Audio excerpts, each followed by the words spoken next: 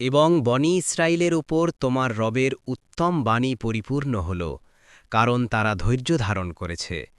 আর ধ্বংস করে দিলাম যা কিছু তৈরি করেছিল ফেরাউন ও তার কওম, এবং তারা যা নির্মাণ করেছিল।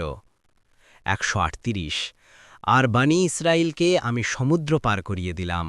অতপর তারা আসলো এমন এক কওমের কাছে যারা নিজেদের মূর্তিগুলোর পূজায় রত ছিল। তারা বলল, হে মূসা, তাদের যেমন উপাস্য আছে আমাদের জন্য তেমনি উপাস্য নির্ধারণ করে দাও।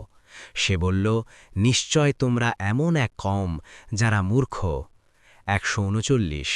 নিশ্চয় এরা যাতে আছে তা ধ্বংসশীল, এবং তারা যা করত তা বাতিল। ১৪০। সে বলল, আল্লাহ ছাড়া আমি কি তোমাদের জন্য অন্য ইলাহ সন্ধান করব, অথচ তিনি তোমাদেরকে সকল সৃষ্টির উপর শ্রেষ্ঠত্ব দিয়েছেন। ১৪১।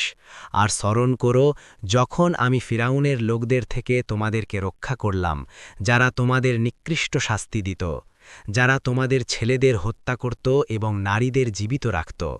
এতে ছিল তোমাদের রবের পক্ষ থেকে এক মহা পরীক্ষা। ১৪২। আর স্মরণ করো আমি মূসাকে ৩০ রাতের ওয়াদা দিয়েছিলাম এবং আরও ১০ দ্বারা তা পূর্ণ করেছিলাম।